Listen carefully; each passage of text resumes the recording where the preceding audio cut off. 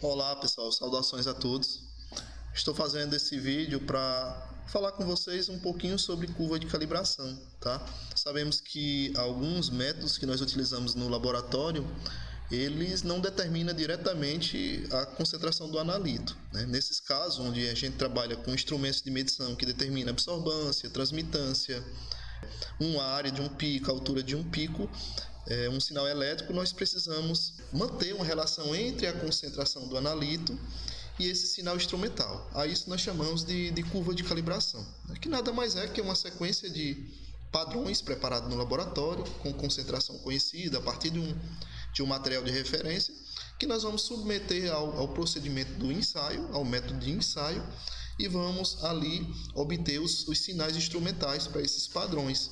Tá? Então, dessa relação entre a concentração e o sinal, nós podemos estimar a concentração do analito nas nossas amostras. Tá? Então, aqui eu tenho uma curva de calibração, a concentração em microgramas por litro, variando de 30 a 150, com seus respectivos sinais instrumentais aqui em absorvância. Tá? Aqui nós temos o gráfico que representa esse conjunto de valores. Tá? No eixo X nós temos a concentração, que é a nossa variável independente, e no eixo Y nós temos o sinal instrumental, as absorvâncias, que é a nossa variável dependente. O que a gente espera o comportamento em relação a esse tipo de dado, de curva, é que ele seja linear, né? Seja uma reta. Contudo, esse comportamento pode fugir a essa reta devido aos erros que acontecem durante o procedimento, todo o processo do ensaio, todo o processo de medição. Tá? Devido a isso, a gente tem que encontrar uma reta que melhor se ajuste a esse conjunto de pontos, que seja traçada considerando todos os pontos. A forma mais usual de encontrar essa equação, esse modelo matemático, é utilizando a análise de regressão através do método dos mínimos quadrados. É o mais usual.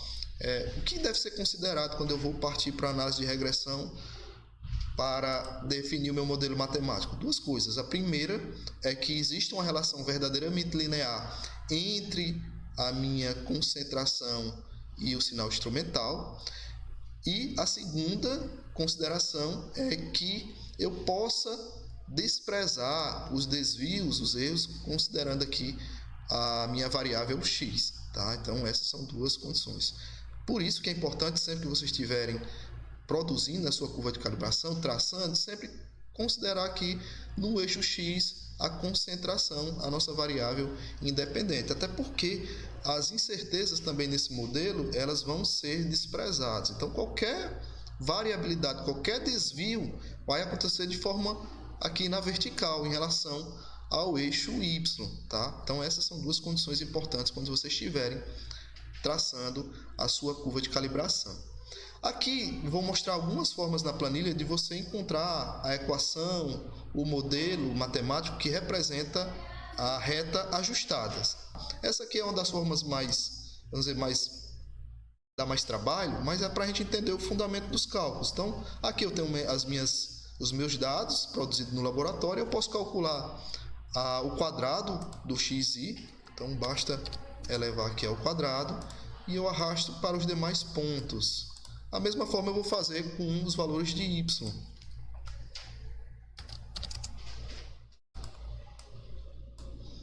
E agora eu vou calcular o produto de xi vezes yi. Pronto, feito isso, eu posso calcular a soma desses valores.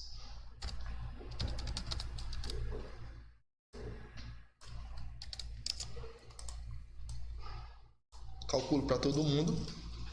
Pronto, a partir daqui, com os valores dessas três quantidades, o SXX, o SYY e o SXY, eu posso estimar os coeficientes da minha equação. Essa equação, como é uma reta, ela vai se comportar, ela é do tipo y igual a mx mais b. Tá? Então, ela está calculada aqui, o y a gente já discutiu o que era, o x também.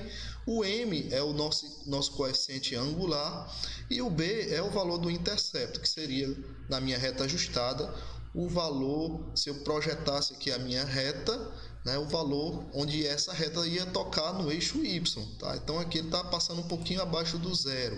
Então esse seria o intercepto. Então a minha equação ela ficaria escrita dessa forma: y igual a 0,0031 vezes x menos 0,0015. Essa é a equação que para minha reta já ajustada, né, o modelo matemático que eu posso utilizar para estimar a concentração do analito.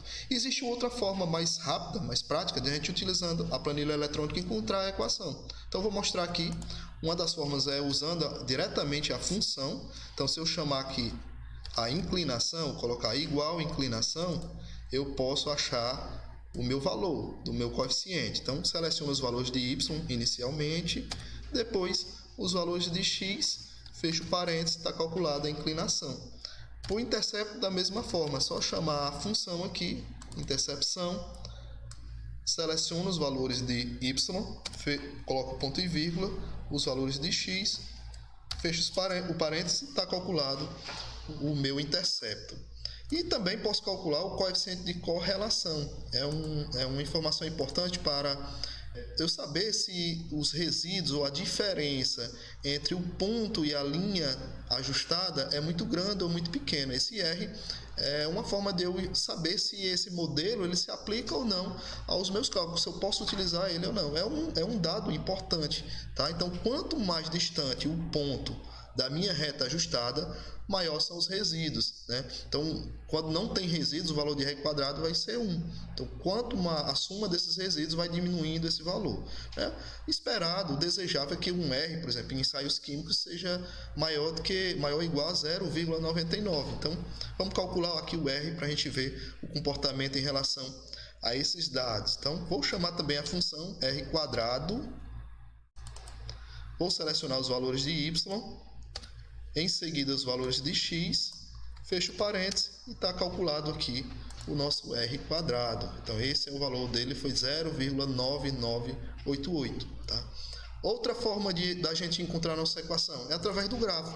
Então, eu posso vir aqui e inserir, ou selecionar aqui os nosso conjunto de dados, nosso par de resultados, nossos pares.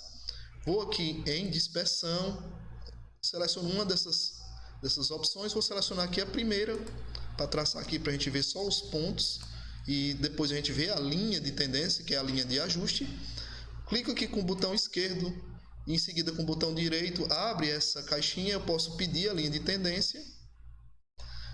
Deixo marcado aqui o modelo linear, já que essa relação a gente espera que seja, se expresse dessa forma, tá? E vou pedir a equação, marcar aqui a caixinha para exibir a equação do gráfico e também o valor de R que eu calculei. Agora, pronto. Feito isso, nós temos a nossa equação, nosso modelo matemático que representa esse conjunto, essa curva de calibração. Vou copiar ela aqui. Agora, o que eu posso fazer é transformar essa equação numa equação inversa. A equação inversa é o que nos permite calcular os valores da concentração das nossas amostras, que nada mais é que isolar o x, a variável x aqui na equação. Então, calculando a função de medição, o x vai ser igual ao y,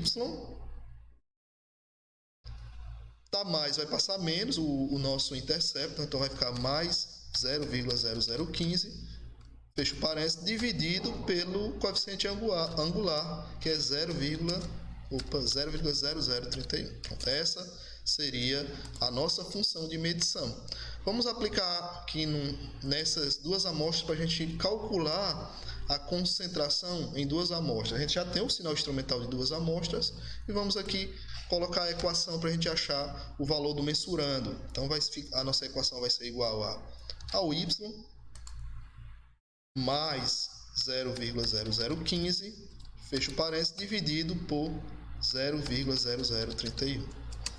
Aqui está calculado a concentração, deu 65 microgramas por litro, lembrando que a unidade, né, que expressa a concentração aqui nesses resultados é micrograma por litro, 65 e 39,84 microgramas por litro, isso desprezando uma diluição que eu fiz, então aqui eu não considerei que a minha amostra foi diluída, e também nenhuma recuperação do material de referência, que eu poderia também entrar aqui nessa função de medição, tá?